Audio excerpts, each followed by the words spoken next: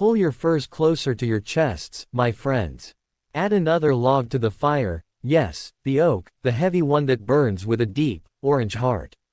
We need the light. We need the reminder that heat exists, for the tale I am about to tell you carries a frost that can settle in your bones and never truly leave. You've heard the skalds talk of Valhalla, haven't you? They sing of golden halls, of endless mead, and the glorious clashing of swords under a sun that never sets. But they rarely sing of the other place. They rarely sing of the mist world, the realm of the dishonored and the forgotten. They do not sing of Niflheim. I have been there. I have stood where the air is made of ground glass and the silence is so heavy it crushes the breath from your lungs. I am the only man to have crossed the bridge of Jal and returned with his blood still flowing. This is the story of my stand against the legions of the Pale, and why you should always cherish the sweat on your brow. It wasn't glory that took me there. It was grief. My daughter, Elara, had been taken by the shaking fever, a straw death, the healers called it. It is the cruelest way for a child of the north to die, for it denies them the gates of the warrior's paradise. She was sent to the halls of Hela, to the land of eternal mist. I am a man of the forge and the spear. I could not accept that her soul would wander the grey wastes alone. So, I took my ancestral blade, sun biter, and a relic given to me by a wandering hermit, a small, pulsating stone called the heart ember. They said it contained the last breath of a dying star. The journey north lasted 40 days. The trees turned from green to brown, then to white, and finally to a translucent blue that looked like the veins of a corpse. I reached the river Jal, the water of which is filled with knives of ice and liquid shadows. The bridge was guarded by Modgud, the skeletal maiden. You have the hue of the living, she hissed, her voice sounding like ice cracking on a deep lake. Why do you seek the realm of the breathless? I seek what was stolen, I replied, holding the heart ember aloft. She laughed, a dry, rattling sound. Many seek, none find. The dead do not share their silence. But she let me pass. Perhaps she wanted to see the mist devour me. Beyond the bridge, Niflheim opens up like a vast, empty lung. There is no sky, only a swirling vortex of white and gray. There is no ground, only a floor of permafrost that has never known the touch of a footstep. I hadn't walked a mile before I felt them. They didn't approach with war cries. The dead of Niflheim have no lungs for shouting.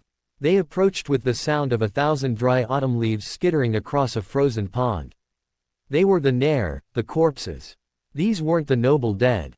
These were the oath breakers, the cowards, the many who had died in their sleep with nothing but regret in their hearts.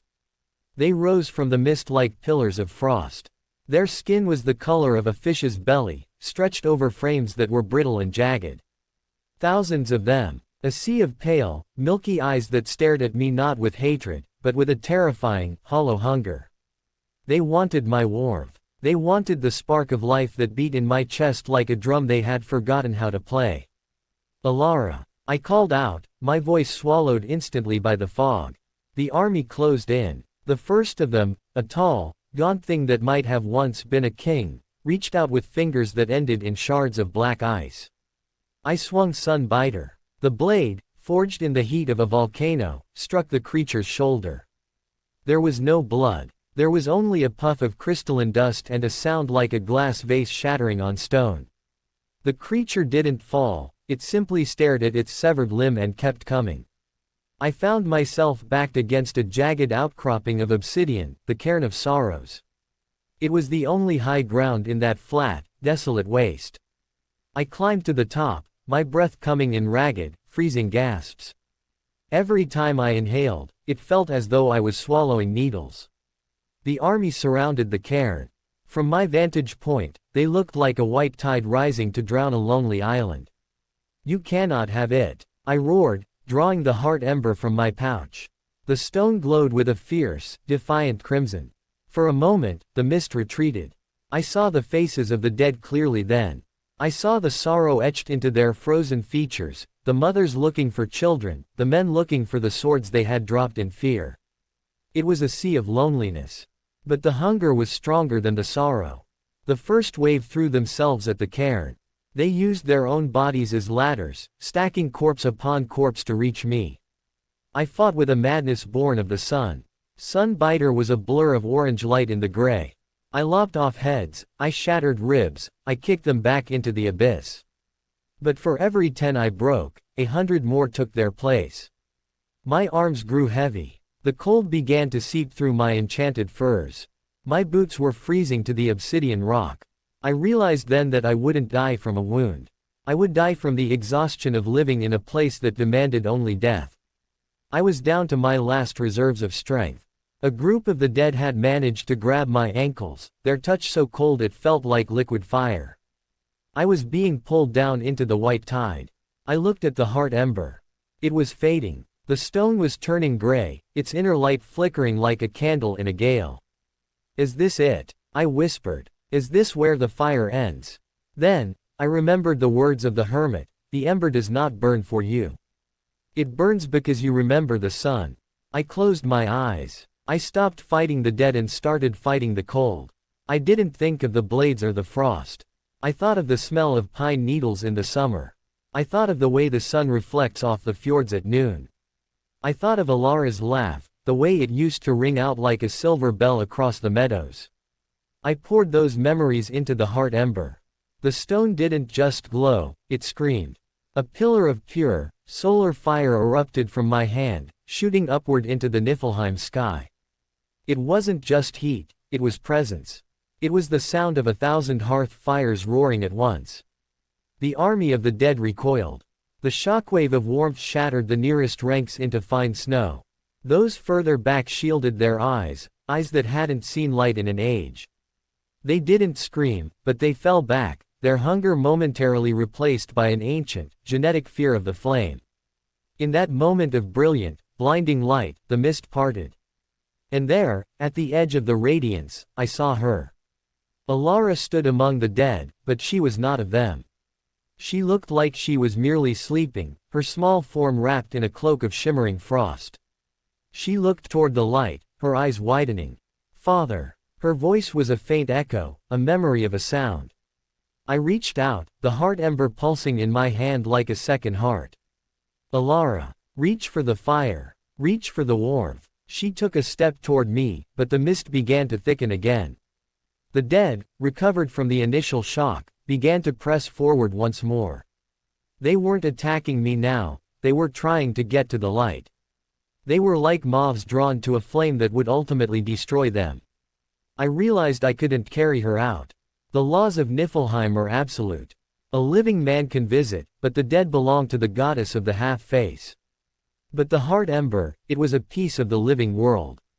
Take it, I whispered as she reached the base of the cairn. I didn't keep the protection for myself. I knelt and pressed the heart ember into her small, cold hands. The moment her fingers closed around the stone, the change was miraculous. The gray hue left her skin. The frost on her cloak melted into dew. She didn't become alive, not truly, but she became bright. She became a beacon in the dark. Go, I told her, my own body beginning to shiver uncontrollably as the cold finally claimed me. Take the light. Walk toward the bridge. The dead cannot touch the fire you hold. But what about you? She asked, her voice now clear and warm. I am a son of the north, I said, a grim smile cracking my frozen lips. I'll find my own way back to the fire. Now run. I watched her go. She was a spark of red dancing through a desert of white. The army of the dead parted for her as if she were a goddess. They couldn't stand the heat she carried, the heat of her father's love, concentrated into a single stone. As she vanished into the distance toward the bridge of Jal, the light left my immediate surroundings. The dead turned their attention back to me. I was alone. I had no relic. My sword was chipped and dull. My limbs were leaden. But I wasn't afraid. I had seen the light reach her. I stood up on that cairn, and for the next 3 days, or 3 years, for time has no meaning in the mist, I fought. I fought with my fists when my sword broke. I fought with my teeth when my arms failed. I fought because I refused to become a hollow thing. I refused to let the silence win. I don't remember how I reached the bridge. I remember the sensation of falling, the taste of salt water, and then the smell of wood smoke. I woke up on the banks of the river in the mortal world, my skin blue and my heart beating so slowly I thought it might stop. But in my pocket, I found a single, small piece of ash, a remnant of the heart ember. It was cold now, but it was solid. I never saw Elara again in this life. But they say that in the halls of Niflheim, there is now a place that is not cold. They say there is a small circle of ground near the gates where the mist doesn't reach, and where a young girl sits by a light that never goes out. They say the dead gather around that light, not to eat it, but to remember what it felt like to be loved. So, when the winter winds howl and the ice thickens on your windows, do not complain of the chill. Do not curse the sweat of your labor or the heat of the noonday sun. That warmth is your shield. It is the one thing the dead can never truly steal, and the one thing that can light your way through the darkest mist. Now, look at the fire. It's burning low again. Someone bring more wood, the heavy oak. We must keep the shadows at bay, for the night is long, and the north remembers the cold. I am Silas, the man who gave away the sun. And I tell you, it was the only way to stay warm.